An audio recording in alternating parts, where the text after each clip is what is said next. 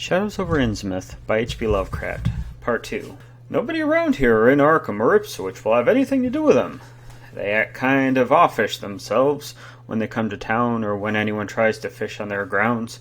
Queer how fish are always thick off Innsmouth Harbor when they ain't anywhere else around. But just try to fish there yourself and see how folks chase you off. Those people used to come here on the railroad, walking and taking their rain at Rowley after the branch was dropped. But now they use that bus. Yes, there's a hotel in Innsmouth called the Gilman House, but I don't believe it can amount to much. Wouldn't advise you try it. Better stay over here and take 10 o'clock bus tomorrow morning. Then you can get an evening bus there for Arkham at 8 o'clock. There was a factory inspector who stopped at Gilman a couple of years ago. He had a lot of unpleasant hints about the place. Seems they get a queer crowd there. For this folk heard voices in the other rooms, and most of them was empty. That gave him the shivers. It was foreign talk, he thought, but he said the bad thing about it was the kind of voice that sometimes spoke. It sounded so unnatural, slopping-like, he said, and he didn't dare undress and go to sleep. He just waited and lit out the first thing in the morning. The talk went on most all night. This fellow Casey, his name was, had a lot to say about the Innsmouth folk. Watched him and seemed kind of on guard. He found the Marsh Refinery a queer place. It's an old mill on the lower falls of Manuzette. What he said tallied up with what I'd heard. Books in bad shape and no clear amount of any kind of dealings. You know, it's always been kind of a mystery where the Marshes get the gold they refine. They never seemed to do much buying in that line, but years ago they shipped out an enormous lot of ingots. Used to talk of a queer foreign kind of jewelry that the sailors and refinery men sometimes sold on the sly, or that seen once or twice on the marsh women folk.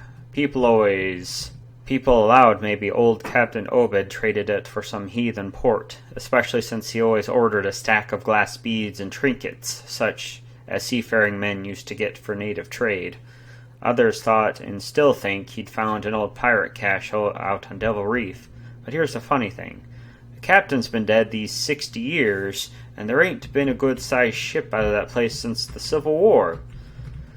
But just the same, the Marshes still keep on buying a few of those native trade things, mostly glass and rubber gewgaws, they tell me. Maybe the Innsmouth folk like 'em to look at themselves. God knows, they've gotten to be about as bad as South Sea cannibals and the Guinea savages. The plague of 46 must have taken off the best blood in that place. Anyway, they're a doubtful lot now, and the Marshes and other rich folk are as bad as any. As I told you, they probably ain't more than 400 people in the whole town, in spite of all the streets they say there are. I guess they're what they call white trash down south, lawless and sly and full of secrets. They get a lot of fish and lobsters and do exporting by truck. Queer how fish swarm right there and nowhere else. Nobody else can ever keep track of these people, and state school officials and census men have a devil of a time. You can bet that prying strangers ain't welcome around Innsmouth. I've heard personally more than one business or government man that's disappeared there, and there's loose talk of one who went crazy and is in Danvers now. They must have fixed up some awful scare for that fellow. That's why I wouldn't go at night, if I was you. I've never been there and have no wish to go, but I guess a daytime trip couldn't hurt you, even though the people hereabouts will advise you not to make it. If you're just sightseeing and looking for old-time stuff, Innsmouth ought to be quite the place for you. And so I spent part of the evening at Newburyport Public Library looking at data about Innsmouth. When I had tried to question the natives in the shop, the lunchroom, the garages, and the fire station, I had found them even harder to get started than the ticket agent had predicted, and I realized I could not spare the time to overcome their first instinctive reticence. They had a kind of obscure suspiciousness, as if there was something amiss in anyone too much interested in Innsmouth. At the YMCA where I was stopping, the clerk merely discouraged my going to such a dismal, decadent place, and the people at the library showed the same attitude. Clearly, in the eyes of the educated, Innsmouth was merely an exaggerated case of civic degradation. The Essex County histories on the library shelves have very little to say, except that the town was founded in 1643, noted for shipbuilding before the Revolution, a seat of great marine prosperity in the early 19th century, and later a minor factory center using the Manusette as power. The epidemic and riots of 1846 were sparsely treated, as if they formed a discredit to the country. References to decline were few, though the significance of a later record was unmistakable. After the Civil War, all industrial life was confined to the Marsh Refining Company, and the marketing of gold ingots formed the only remaining bit of major commerce aside from the eternal fishing. The fishing paid less and less as the price of commodity fell and large-scale corporations offered competition, but there was never a dearth of fish around Innsmouth harbor. Foreigners seldom settled there, and there was some distinctly veiled evidence that a number of Poles and Portuguese who had tried it had been scattered in a particularly drastic fashion. Most interesting of all was a glancing reference to the strange jewelry vaguely associated with Innsmouth. It had evidently impressed the whole countryside more than a little, for mention was made that the specimens in the museum of Miskatonic University at Arkham and the display room of the Newbury Historical Society. The fragmentary descriptions of those things were bold and prosaic, and they hinted to me an undercut of persistent strangeness. Something about them seemed so odd and provocative that I could not put them out of my mind, and despite the lateness of the hour, I resolved to see the local sample, said to be a large, queerly portioned thing evidently meant for a tiara, if it could possibly be arranged. The librarian gave me a note of introduction to see the curator of the society, a Miss Anna Tilton, who lived nearby, and after a brief explanation that ancient gentlewoman was kind enough to pilot me into the closed building, since the hour was not outrageously late. The collection was a notable one indeed, but in my present mood I only had eyes for nothing but the bizarre object which glistened in a corner under the electric lights. It took no excessive sensitiveness to beauty to make me literally gasp at the strange unearthly splendor of the alien, opulent fantasy that rested on the purple velvet cushion. Even now I can hardly describe what I saw, though it was clearly enough a sort of tiara, as the description had said.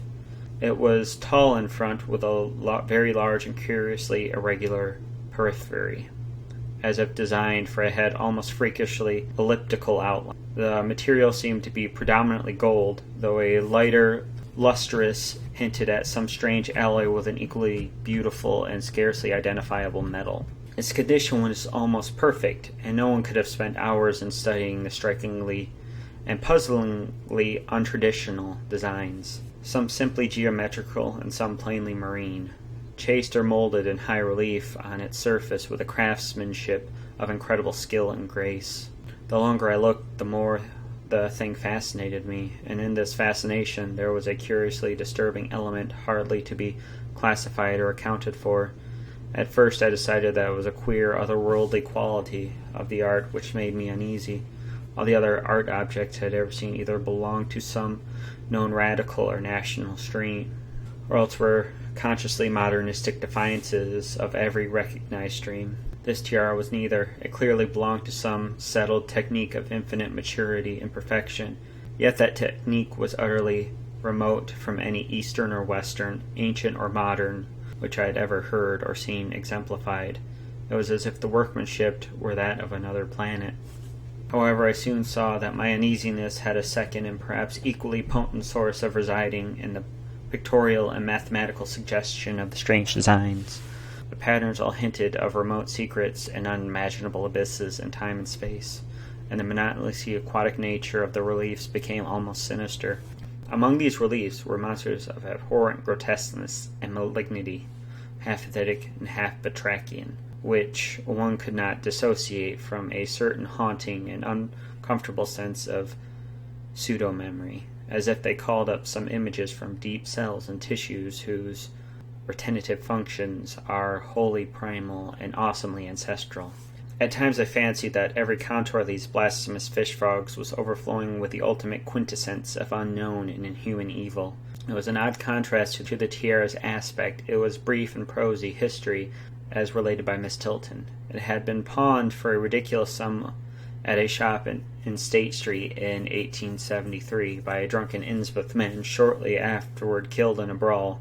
The society had acquired it directly from the pawnbroker, at once giving it a display worthy of its quality. It was labeled as a probable East Indian or Indo-Chinese province, though the attribute was frankly tentative.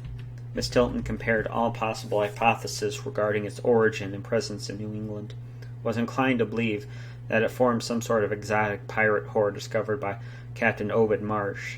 This view was surely not weakened by the insistent offers of purchase at a high price, which the Marshes began to make as soon as they knew of its presence, and which they repeated to this day, despite the Society's unvarying determination not to sell.